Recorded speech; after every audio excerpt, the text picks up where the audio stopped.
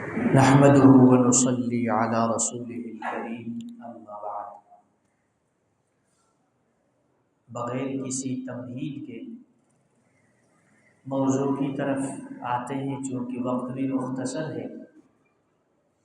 البتہ ایک بات کہ جو سلسلہ یہاں پر مسجد میں شروع ہے، یقیناً کہ یہ اتنا مبارک سلسلہ ہے کہ شاید الفاظ میں بیان نہ ہو سکے، اور ساتھ ہی ساتھ یہ بات گوشت گزار کر دوں کہ آپ لوگ جو محلے والے ہیں سمجھتے ہیں کہ شاید 34 روزہ جو سلسلہ چل رہا ہے یہ بس صرف 34 دن پر موقوف ہے۔ نہیں جناب، اس کے پیچھے شاید کہ مہینے اور 1.5 مہینے کی محنت ہے۔ علماء کرام سے بات کرنا، ان سے وقت لینا، پھر یہ شیڈول بنانا، بس یہی کہوں گا کہ اس کے بارے میں جتنا کچھ کہا جائے کم ہے۔ وہ نور پگتن پٹی کی زیسل ادر تستائے۔ تو آپ لوگ اس سلسلے کا شکر کریں تاکہ اللہ رب العزت فطری قانون کے مطابق لَأَزِيدَنَّكُمْ پر آسمان سے آپ کے لیے فیصلے ہو۔ جب آپ اس سلسلے کا شکر کریں گے تو انشاءاللہ آسمان سے غیبی فیصلے آپ کے لیے ہوں گے، اور مزید اس طرح برکتوں والے سلسلے یہاں سے جاری اور ساری ہوں گے۔ موضوع ہمارا ہے رسم و رواج ایک تباہی ہے۔ عزیزان گرامی، قرآن مجید میں اللہ رب العزت نے اسی موضوع کو تقریباً 12 مقامات میں تفصیل کے ساتھ بیان فرمایا ہے، اور لگ بھگ 8 مقامات میں اللہ رب العزت نے جزوی طور پر اس موضوع کو بیان فرمایا۔ دیکھیے، اللہ کی جانب سے ہو یا ہم اپنے ارد گرد دیکھیں، علم حاصل کرنے کے لیے 5 ذرائع ہوا کرتے ہیں۔ ایک کو وحی کہتے ہیں جو من جانب اللہ ہے، قرآن کی صورت میں یا رسول اللہ صلی اللہ علیہ وآلہ وسلم کی احادیث کی صورت میں۔ یہ علم حاصل کرنے کا پہلا طریقہ ہے، پہلا ذریعہ ہے۔ دوسرا ذریعہ علم حاصل کرنے کا حواس خمسہ ہے، آنکھ سے دیکھنا، ناک سے سونگھنا، زبان سے چکھنا، کانوں سے سننا، اور ہاتھوں سے لمس کرنا، ہاتھوں سے محسوس کرنا۔ یہ بھی علم دانست اور جاننے کا دوسرا طریقہ ہے۔ علم دانست اور جاننے کا تیسرا طریقہ عقل اور ذہن اور فہم ہے جو اللہ نے ہمیں عطا کی ہے۔ پانچواں طریقہ خبر صادق ہے، کوئی ہمیں سچی خبر بتائے، جیسے رسول ہے، پیغمبر حضرات ہے رضوان صلی اللہ علیہ اجمعین۔ یہ چوتھا طریقہ ہے، اور 5واں طریقہ مشاہدہ ہے، جو میں اور آپ دیکھتے ہیں، جو میں اور آپ اپنے تجربوں سے گزر کر جن چیزوں کا ہمیں علم حاصل ہوتا ہے۔ اس تمہید کے بعد اللہ رب العزت نے انسان کو زندگی گزارنے کے لیے علم حاصل، ظاہر سی بات ہے کہ انسان کسی راستے پر جائے گا تو جان کر جائے گا، جب تک اسے اس راستے کے بارے میں معلوم نہیں ہوگا تو اس وقت تک وہ اس راستے کو ہرگز اختیار نہیں کرتا۔ ہاں، وہ پاگل ہی ہوگا، وہ کم عقل ہی ہوگا جو اس راستے پر جائے جس کے بارے میں اسے علم نہ ہو۔ اللہ رب العزت نے میرے اور آپ کے لیے کون سے راستے کا انتخاب کیا ہے؟ وہ وحی کا راستہ ہے۔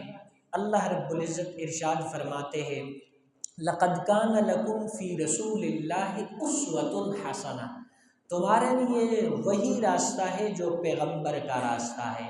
پیغمبر کے عادات، اطوار اور پیغمبر کی سنت ہی پر آپ نے چلنا ہے۔ دوسری جگہ ارشاد فرمایا، وَمَا خَلَقْتُ الْجِنَّ وَالْإِنسَ إِلَّا لِيَعْبُدُونَ، انسان اور جنات کی تخلیق صرف اور صرف عبادت خداوندی کے لیے ہوئی ہے، کہ یہ انسان اللہ رب العزت کو راضی کرے گا، اللہ کے در پہ جھکے گا، اللہ کی اطاعت، رسول کی اطاعت اور اللہ کے احکامات کی پیروی کرے گا۔ اب یہ راستہ اللہ رب العزت نے چنا ہے، اور ایک راستہ جب قرآن اتر رہا تھا ان لوگوں نے چنا تھا۔ تو جب ان لوگوں سے کہا جاتا تھا کہ یہ اللہ نے جو راستہ چنا ہے اسی راستے پر چلو، تو وہ کیا کہتے تھے؟ قرآن نے اس کو یوں ڈیفائن کیا، قرآن نے اس کو یوں بیان فرمایا، وَإِذَا قِيلَ لَهُمُ اتَّبِعُوا مَا أَنزَلَ اللَّهُ، اللہ نے جس راستے کا انتخاب کیا ہے آئیں اسی راستے پر چلیں، اسی راستے کی اتباع کریں۔ تو جواب میں کہتے تھے بَلْ نَتَّبِعُ مَا أَلْفَيْنَا عَلَيْهِ آبَاءَنَا، نہیں، یہ راستہ تو نیا ہے، اس راستے کو ہم اختیار نہیں کر رہے، بلکہ وہ جو پرانا راستہ تھا ہمارے آباء و اجداد سے جو ہم نے راستہ پایا ہے، بس ہم تو اسی پر چلیں گے، ہم تو اسی راستے کا انتخاب کر چکے ہیں، ہم نے اپنے آباء و اجداد کے بارے میں جو سنا، جو دیکھا، جو ان کو کرتے ہوئے دیکھا، اب وہی کریں گے۔ اللہ فرماتے ہیں أَوَلَوْ كَانَ آبَاؤُهُمْ لَا يَعْقِلُونَ شَيْئًا وَلَا يَهْتَدُونَ، اگرچہ ان کے آباء و اجداد عقل سے بھی کورے تھے اور جس راستے کا انتخاب کیا تھا وہ بھی ہدایت والا راستہ نہیں تھا، وہ صراط مستقیم سے ہٹ کر راستہ تھا۔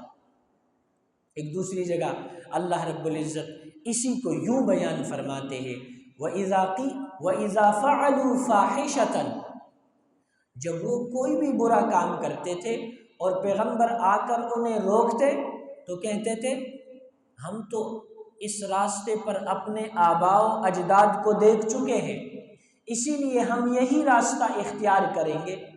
اللہ نے اس کا جواب یوں دیا کہ اے پیغمبر آپ ان سے کہہ دیجئے کہ ان اللہ لا یأمر بالفحشاء، اللہ رب العزت ہرگز اس راستے کے بارے میں حکم نہیں دیتا جس راستے کا انتخاب تم نے کیا ہے۔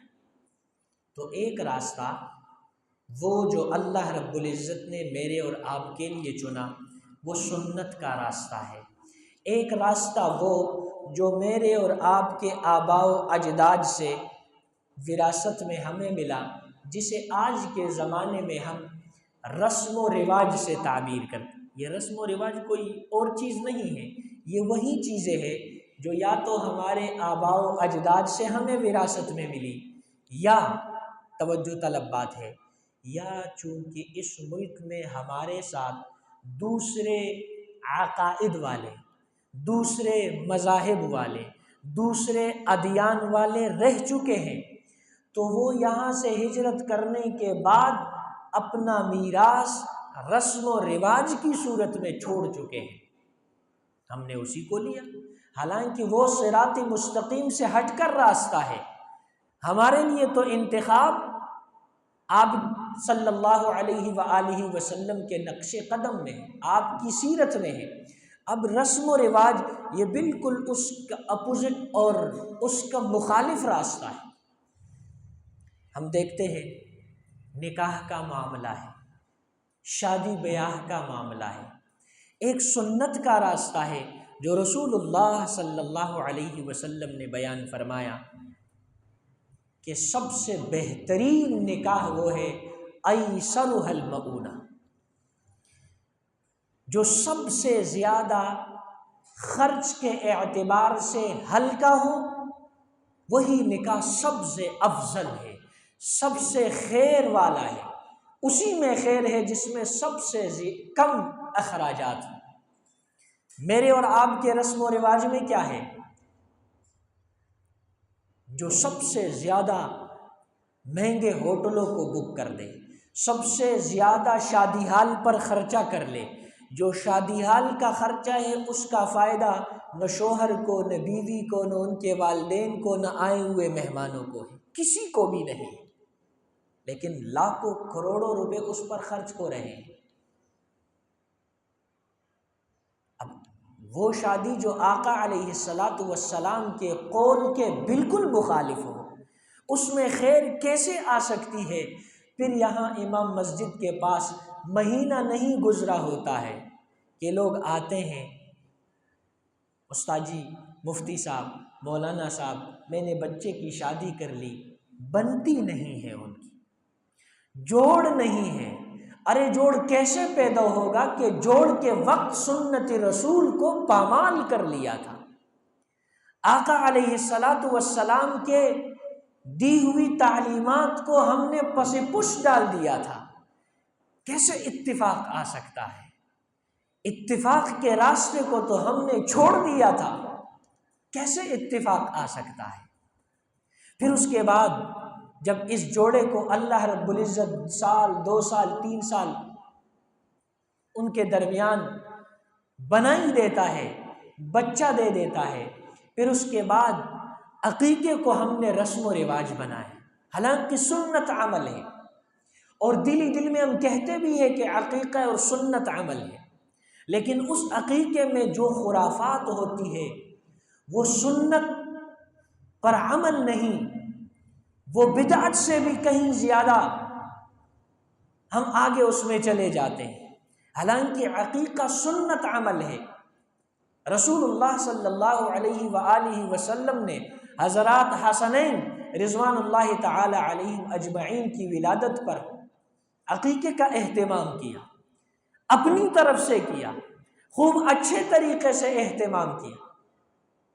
اب وہی طریقہ میرے اور آپ کے سامنے ہے، اگر ہم اس طریقے کو چھوڑ کر کوئی اور راستہ اختیار کریں گے تو پھر دی ہوئی نعمت جو اللہ کی طرف سے ہے، بچے کی صورت میں ہے، یا دی ہوئی رحمت جو بچی کی صورت میں ہے، وہ بچہ میرے اور آپ کے لیے آنکھوں کی ٹھنڈک اور دل کا سکون کیسے بنے گا؟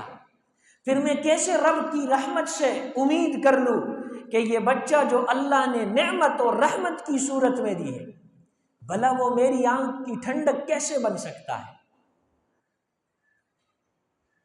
عزیزان گرامی، یہی بچہ بڑا ہو جاتا ہے، اور بڑے ہو کر جب تقدیر میں لکھی ہوئی عمر یہ پورا کرتا ہے، انتقال ہو جاتا ہے، ہم تعزیت کے لیے جمع ہوتے ہیں، سنت عمل ہے، لیکن اس سنت عمل کو ہم نے سنت چھوڑا نہیں ہے۔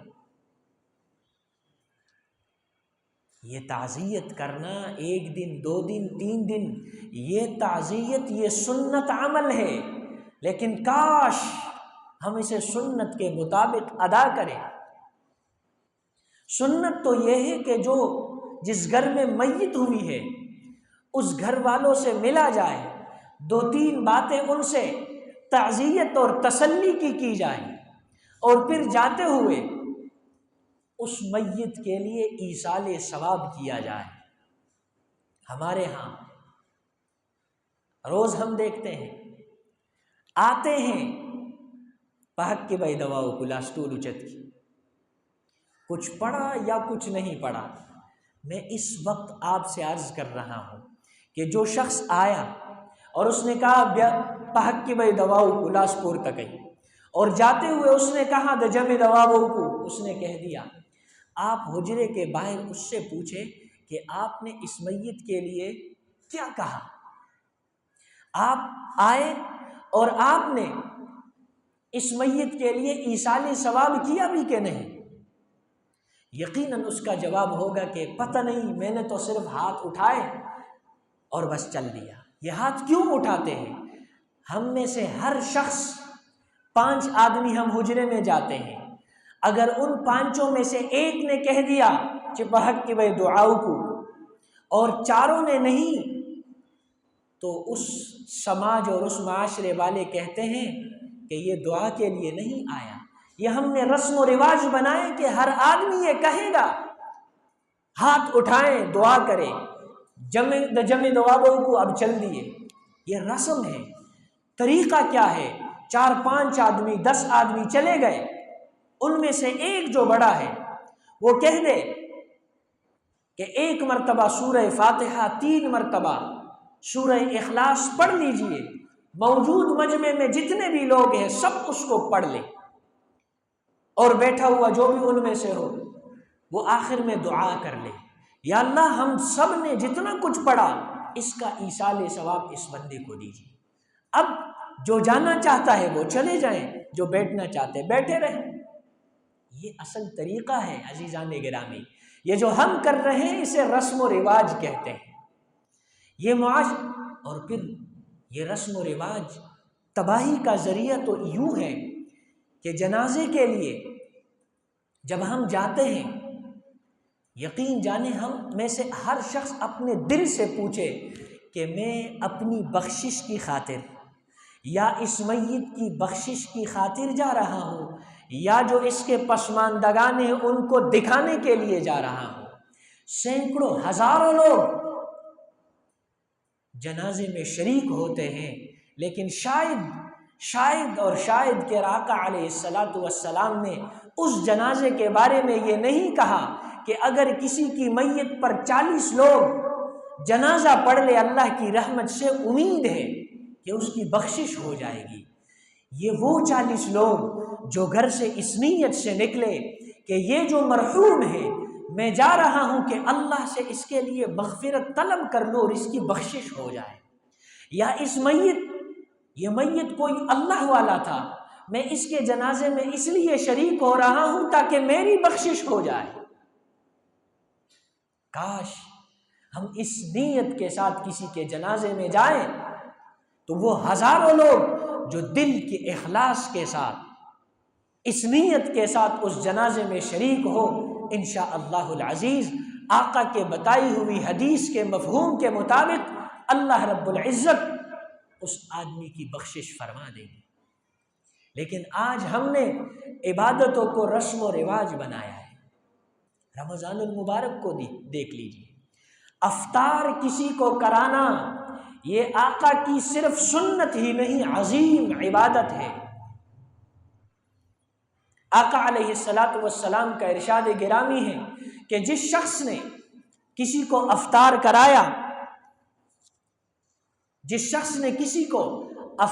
کرایا، اس روزے دار کے ثواب میں کمی کے بغیر اللہ رب العزت اس افطار کرنے والے کو اس روزے دار کے برابر ثواب دے گا۔ یہ ایک سنت عمل بھی ہے، عظیم عبادت بھی ہے۔ لیکن آج ہم نے کسی کو افطار بنانا ایک فنکشن اور ایک پارٹی صرف بنا دیا ہے، ایک پکنک کا ذریعہ بنایا ہے۔ حالانکہ کسی کو افطار کرانا یہ عظیم عبادت ہے۔ ہم افطار پارٹی کریں لیکن اس نیت کے ساتھ کریں کہ اللہ رب العزت کے بندوں کو میں افطار کرا رہا ہوں، اور پھر اس میں اپنی بساط اور اپنی وسعت اور اپنی طاقت سے بڑھ کر صرف اور خرچ نہ کرے کہ اگر میں نے کسی کو دعوت دی ہے تو وہ کہیں گے پتہ نہیں اس نے صحیح طریقے سے خاطر مدارت کی بھی کہ نہیں، ایک کھجور ہی کیوں نہ ہو۔ اور اسی لیے میں نے شروع میں کہا کہ جب رسم و رواج نے سنتوں کی جگہ لے لی تو سنت پس پشت رہ گئی، آقا علیہ الصلاۃ والسلام کی سنتیں پیچھے رہ گئی۔ اب ایک غریب آدمی کسی کو افطار پارٹی نہیں دے سکتا ہے، کیونکہ اس کے بس میں تو ہے کہ چند کھجوروں کے ساتھ ایک گلاس سادہ پانی کے ساتھ کسی کو افطار کرائے۔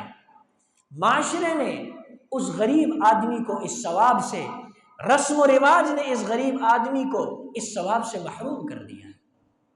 عزیزان محترم، میں نے مختصراً یہ 2-3 باتیں عرض کر لی ہے۔